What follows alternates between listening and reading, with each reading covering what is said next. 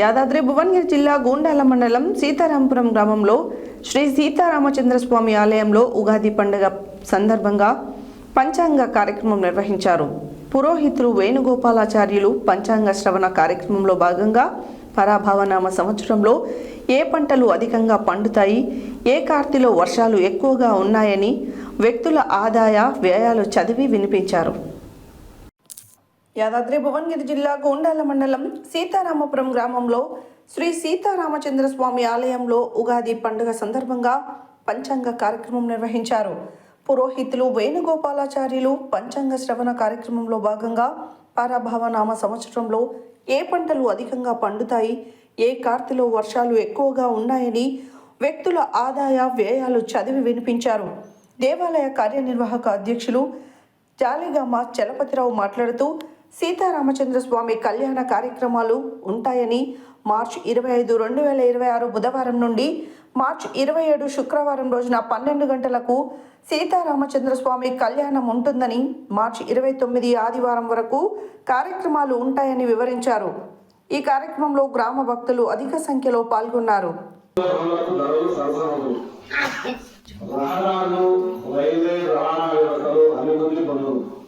వాహనాలను నష్టపోవడం, real estate రంగం మందపడిగా ఉండడం, పురాతన వివాహాలు అధికంగా ఉండడం,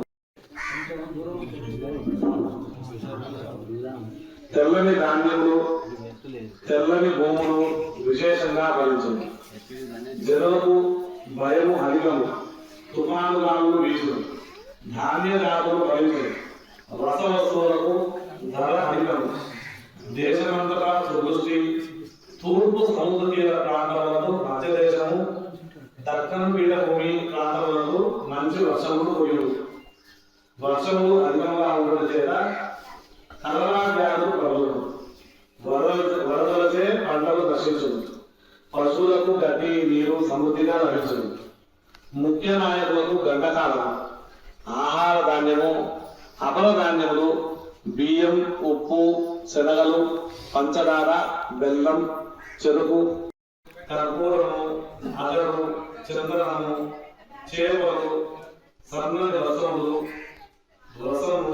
తేనె, కళ్ళు, ప్రత్తి, చర్మము, సిమెంట్ రేకులు, పెట్రోలు, కిరసనాయిలు, బంగారము, వెండి, గరుడ పచ్చ రాళ్ళు, ముత్యములు, శంఖములు, మణులు, తగరము, రబ్బరు, గంధక ద్రవ్యాలు, పశ్చాత్తమైన గురుమౌఢ్యం దోషం, గురుమౌఢ్యం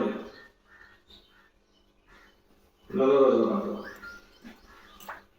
ఈ సంవత్సరము ఆశ్వయుజ శుద్ధ అష్టమి సోమవారం తేదీ 3/2026 బుధవారం సప్తమి తిథి సాయంత్రం 7:30 శ్రీ విశ్వసేనారాధన, పుణ్యాహవాచనము, పృథ్వీకరణము, రక్షాబంధనము.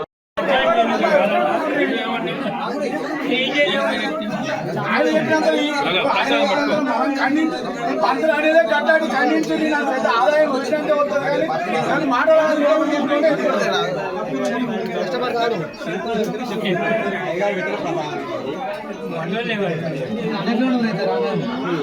డ్యాస్ ప్రత్యేకంగా పెట్టిస్తున్నాం.